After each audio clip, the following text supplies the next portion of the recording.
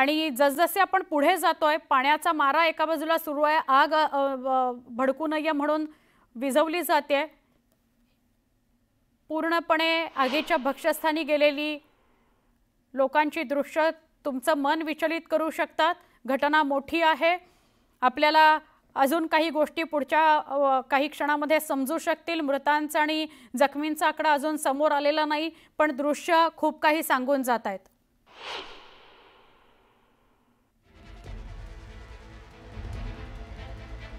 एक मोठी बातमी येते, गुजरातचे माजी सीएम रूपानी या विमानातच होते, ते प्रवास करत होते। अजून कन्फर्म झालेलं नव्हतं, पण आता कन्फर्म झालेलं आहे की रूपानी त्या विमानामध्ये होते।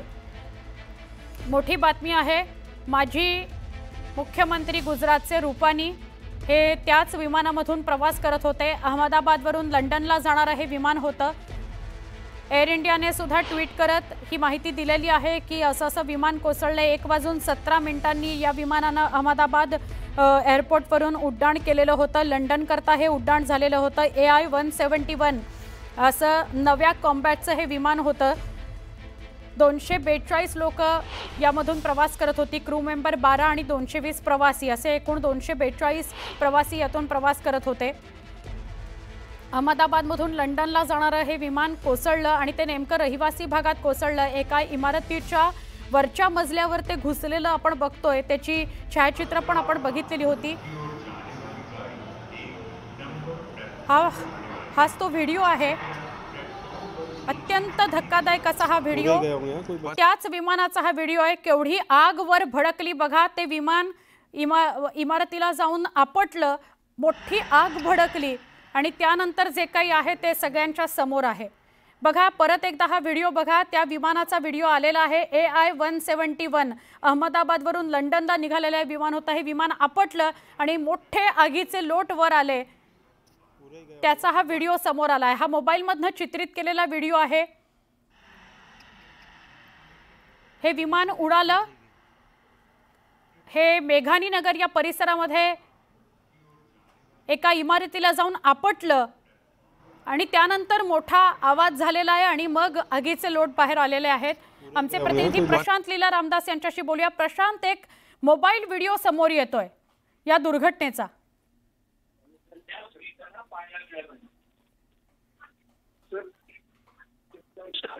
बोल ना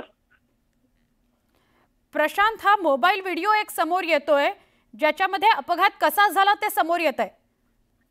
बरोबर, अत्यंत धक्कादायक प्रकारचा हा व्हिडिओ आहे आणि ज्या पद्धतीनं विमान उडालं आणि थेट घरावरती कसं कोसळलं हे देखील पाहायला मिळतंय। आणि महत्वाचं म्हणजे जर बघितलं घटनेमुळे हे की ज्या पद्धतीनं विमान अपघात झालेला आहे, यामध्ये मोठ्या संख्येने आता काही जण प्रवासी दगावण्याची शक्यता व्यक्त केली जात आहे।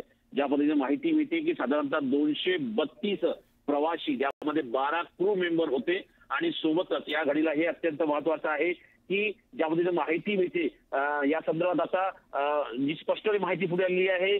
B78 एअर इंडिया विमान एअरक्राफ्ट VT ANBT हे 171 विमान अहमदाबाद गेटविक लंडनच्या दरम्यान होतं। 242 प्रवासी यामध्ये ऑनबोर्ड होते, 2 पायलट, 10 कॅबिन मेंबर, म्हणजे 235 प्रवासी झाले। आणि यामध्ये captain Sumit Sabharwal with first officer Clive Kunder captain Sumit Sabharwal यांचा समावेश असल्याची माहिती मिळाली आहे। सोबतच ज्या पद्धतीने माहिती मिळते की या घटनास्थळ जर बघितलं, हे अत्यंत महत्वाचं आहे की आता नावं देखील पुढे याला सुरुवात झालेली आहे। आणि यामध्ये जर बघितलं आपण तर captain Sumit Sabharwal, first officer सिव्हिल किल्यू कुंडल हे 2 आणि कॅप्टन सुमित सब्रवाल हे जे आहे यांच्या हे साधारणतः 82,000 तास प्रवास करण्याचा यांच्याकडे अनुभव आहे। 82,000 तास म्हणजे 8,200 तास प्रवास करण्याचा अनुभव त्या कॅप्टनकडे आहे। आणि बरोबर सकाळी 11 वाजता हे विमान साठी त्यांचा जो कॉकपिटमध्ये जे आले होते आणि त्यानंतर 1:17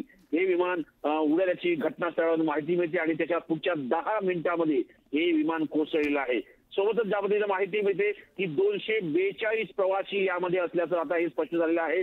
घटनास्थळी आता भूपेंद्र पटेल जे आहे गुजरातचे मुख्यमंत्री हे रवाना झाले आणि त्यांनी तिथे बचाव अभियानाला देखील प्रारंभ केला आहे आणि मेघा आणि नगर परिसरामध्ये आता हळूहळू मोठ्या संख्येनं पोलीस बल देखील तैनात केलेलं आहे। एनडीआरएफच्या जवळपास 6 चमू या तैनात करण्यात आलेले आहे। ज्या पद्धतीनं माहिती मिळते की साधारणतः केंद्र सरकारच्या वतीने देखील संपूर्ण मदत हे गुजरात सरकारला करण्याचा निर्णय घेण्यात आलेला आहे। अहमदाबादमध्ये झालेल्या एअर इंडियाच्या प्रवासी विमान अपघाताच्या पार्श्वभूमीवर मुख्यमंत्री भूपेश पटेल यांनी तात्काळ बचाव कार्य आणि युद्धपातळीवर काम करण्यासाठी एक बैठकीचं देखील निमंत्रण दिलेलं आहे, बैठकी आयोजित केली आहे। या घटनेची माहिती मिळताच सचिव पंकज जोशी आणि संबंधित वरिष्ठ अधिकारी हे ग्रीन कॉरिडॉरची व्यवस्था केली आहे। प्राधान्यानं रुग्णांना उपचारासाठी आणण्यासाठी तयारी करण्यात आहे। सोबतच अमित भाई शहा जे केंद्रीय गृहमंत्री आहे यांनी भूपेंद्र पटेल यांच्यासोबत या विमान अपघाता संदर्भात चर्चा केली आहे। एनडीआरएफचे 7 चमू देखील दाखल झालेले आहेत। नक्की प्रशांत, तू असाच सोबत राहा।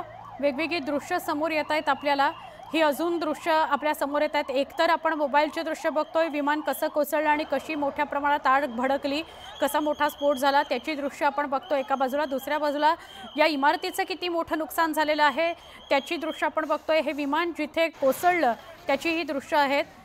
त्यामुळे रहिवासी भागाला सुद्धा खूप मोठ्या प्रमाणात फटका बसलेला आहे। तिथे सुद्धा असलेल्यांची जीवितहानी किंवा जखमी झालेल्यांचं प्रमाण असू शकतं। आपल्याला जखमींचा किंवा मृतांचा कुठलाही आकडा समोर आलेला नाही, पण दृश्य जी आहेत ती मात्र हृदय हलवून टाकणारी आहेत। अत्यंत धक्कादायक दृश्य आहेत। विमान अपघात झालेला आहे। अजून एक दृश्य आपल्या समोर येतंय, विमान आपटलं आणि त्यानंतर जो धूर आणि धूळ वर आली, जो आगीमुळे जो काळ्या रंगाचा धुराचा लोट आलेला आहे त्याची दृश्य आपण बघतोय। आणि नेमकं रहिवासी भागामध्येच हे विमान कोसळले, एका इमारतीला जाऊन ते धडकलं।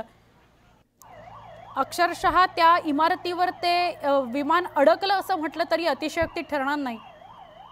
त्यामुळे इमारतीतली लोक आणि त्याच्या बरोबरीने त्या प्लेनमधली असलेली प्रवासी यांचं खूप मोठ्या प्रमाणात नुकसान झालेलं आहे। एकूण 242 प्रवासी प्रवास करत होते। 1:17 या विमानानं उड्डाण घेतलं आणि त्यातले 12 क्रू मेंबर्स होते। त्याच्यापैकी कॅप्टन को कॅप्टन यांची सुद्धा माहिती समोर आलेली आहे। जे कॅप्टन आहेत, जे प्लेन चालवत होते, त्यांना 82,000 इतकं म्हणजे 82,000 तास इतका फ्लाय करण्याचा त्यांचा अनुभव आहे। पण तरी पण ही घटना घडली आहे, दुर्दैवी घटना आहे। मृतांचा आकडा खूप मोठ्या प्रमाणात समोर येऊ शकतो। याच्या मागे म्हणजे ही घटना घडली आहे त्याच्या मागेच एक हॉस्पिटल आहे, सिव्हिल हॉस्पिटल क्रिटिकेअर, त्याच्यामध्ये त्या सगळ्या रुग्णांना नेलं जात आहे, घाईघाईने नेलं जात आहे। खूप मोठ्या प्रमाणात रुग्णवाहिका आणि सगळ्याच यंत्रणा कामाला लागलेल्या आहे। केंद्र सरकारने पण असं आश्वासित केलं की आम्ही सर्वतोपरी मदत करू गुजरातला। ही 2 दृश्य बघा, एका अँगलनी घेतलेली दृश्य, मागच्या बाजूने घेतलेली दृश्य। हे विमान आपटलं आणि मग मोठ्या प्रमाणात आग बघायला मिळाली, स्फोट बघायला मिळाला। आणि दुसरीकडे जिथे हे विमान कोसळलेलं आहे त्याच्या अगदी समोरनं घेतलेली दृश्य, पण इमारत असल्यामुळे स्पष्टपणे आपल्याला काय घडलंय, कसं विमान पडलं ते दिसत नाहीये, कारण धूळ सगळा आणि धूळ सगळी लोटली त्या परिसरामध्ये विमान कोसळल्यानंतर।